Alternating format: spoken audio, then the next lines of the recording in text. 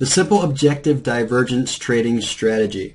Now, we've already showed this a couple of times earlier here in the course. Now we're going to really go over the details for the rules. Now, if you've been around Forex Mentor for a while, you've probably seen this strategy traded in one form or another. I've taught it for quite a while myself here at Forex Mentor. All right, so now we'll get into the details and the rules as I'm going to teach it. Now, this is our simple objective method for entering into divergence trades. The very first thing we want to do is make sure price has moved into a key level of support or resistance where the divergence is occurring. This pretty much goes for any strategy we're going to trade. Next, we want to see a sharp price move to break the high or the low point between the points that diverged. And this is where I may differ from some others. Okay, we want to see that sharp price move. We want it to be one cycle. Okay, and we want it to break the high or the low between the points that diverged. After the break of the high or the low, we wait for a corrective pullback 50 to 62% for our entry. Some of our members like the 79% fib level because it offers a better reward to risk. If you're trading from the 62% and targeting the 127, normally that works out to about 2 to 1. The 50%, not going to quite be 2 to 1. It's best to have a limit order waiting since the market can move fast at times. It can get pretty volatile, so it's better to have a limit order waiting. Now, our target is going to be the 127% or the 162% Fibonacci extension. You want to make sure you choose your target before your entry based on a solid technical reason. Now, the only time we're really going to trade the 162 or target the 162 is if we have a reason on the higher degree time frames to look for a larger move. Then we want to reduce or remove risk when price retests that higher low point that was broken to qualify the setup.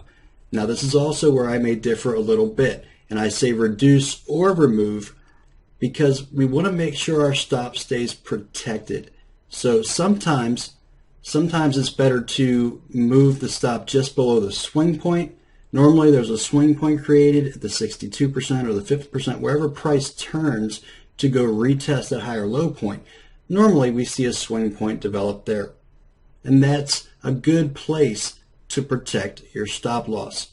Okay, so maybe you might have 5 pips left in the trade of risk, but who cares? It's better to have that stop protected. Now, just a quick side note, as far as the sharp price move, where we said we want it to be one cycle. The only exception to that is if we have an extension. I'm going to explain what that is here shortly. So let's go ahead and look at some examples here of this divergence, the simple objective divergence trading strategy. I know it's a mouthful there. All right, so let me go ahead and pull up a chart. Okay, here's our Australian dollar, US dollar. This is a 15-minute chart, and we're going to assume that we are at a level of resistance here. Okay, because I don't have the ability to actually go back and show the level, but we have price moving higher. MACD is cycling lower here. Okay, we have a sharp price decline that breaks through this low point. All right, so when you see me qualify a divergence setup on our charts, you're going to see this a lot. You'll see me draw the divergence, and you'll see me draw the point where it qualifies. All right, so here's a sharp move. Now we're measuring the corrective setback.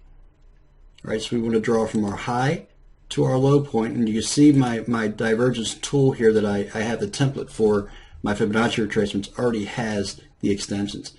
So you can see price pulled back to the 50%.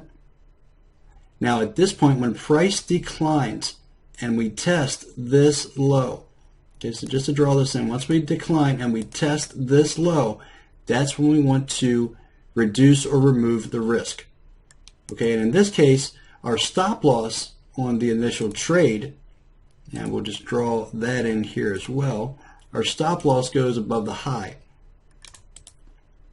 Okay, so when we enter into the market, we place our limit order to 50 to 62%. Some folks like the 79%. So when the market moved back to 50%, if you had your order in to 50%, it would have triggered that order. Now we came down to test the low. So at that point, we want to take the stop loss and move it just above that swing point.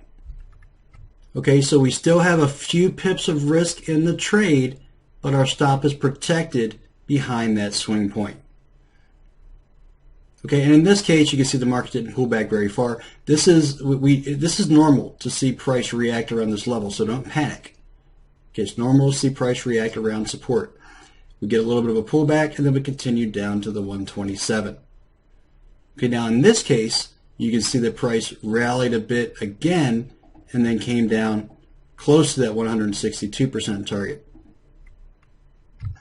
Or I should say the 162% extension. That wasn't our target. Our target was the 127. But you can see how the market reacts to these levels. Right after this, you can see we actually ended with a divergence. Okay, price moving lower, MACD cycling higher here, and we had an extension. After this extension, however, the market failed to pull back very deeply. Here is a 5-minute chart where we can see we have price moving lower. MACD here is cycling higher. Sorry about that, I had to get past those little buttons. MACD is cycling higher. We have price breaking the high point, okay, between the points that diverge. So we have price rally up in a sharp cycle. And then we look for our pullback, 50 to 62%. So here you can see the market pulled back 62%, rallied right to the 127%, found some resistance, and then continued on to the 162%. And that's again where we found some resistance before pulling back here. Here's another example of price moving lower, MACD cycling higher. We had a nice sharp move here to break the high point right here between the points that diverged. And then on the entry, see the market here pulled back to the 50 or 62%, probably even the 79% in this case, even to the 79%. Then we started to rally. We never tested that high. We did have price pullback, and this is why it's important to keep your stop protected. Okay, our stop, remember, is below the low. Below the low. So we're fine with that. The market never moved back below that low point, below that swing point. We rallied up. At this point, we would have taken the risk here out of the trade at this retest, or at least reduced the risk at that point. And you can see the market rallied up to the 127. 127 is where we found resistance, and we had a pretty sharp sell-off here. Now obviously this was an hourly chart, so this trade took quite a bit of time to play out here. Now this example is of what we call an extension setup, and we'll talk about the extension setup here. You see how we didn't have a sharp movement to break the high. Okay, first of all, let's go ahead and draw this in. Price moving lower, MACD cycling higher. Now we had a rally. Let me use the other tool here. We had a rally, a pullback, and then another rally. Now we know that a corrective cycle will often target the higher low between the divergence points. Okay, so we don't want to trade this type of a setup if it just breaks this high. We will trade this, however, if it creates an extension. Okay, this starts to get into what we call the extension setup, because we use this in other situations as well. The extension setup is when we can measure from this, which is basically our A wave, down to the bottom of our B wave, and the C wave, or a 3, this could be a 1, 2, 3 also, extends to the 162% Fibonacci projection.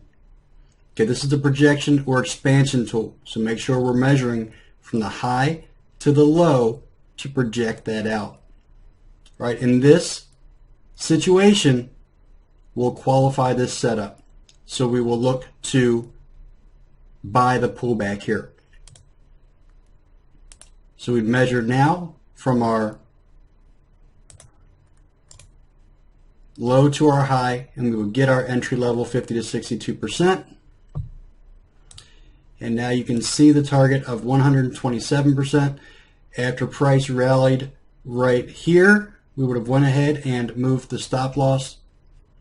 And remember, we put our stop loss just below the low of the pattern here. After price, this is our entry zone. Once price rallies to test the high, all right, we go ahead and move the stop to just below the swing point. Again, if you want to remove the risk, you can. I like to keep the stop protected behind the swing point. We had a little bit of a pullback here. Remember, when we test this resistance level, a lot of times we'll get some pullback. All right, we did here, and then price rallied back to the 127 to the profit target. Okay, but what made this a qualified setup, even though this was a three-wave pattern and not a sharp rally to break the high, was this extension. Everything else we handled the same. Okay, folks, that is the simple objective divergence trading strategy.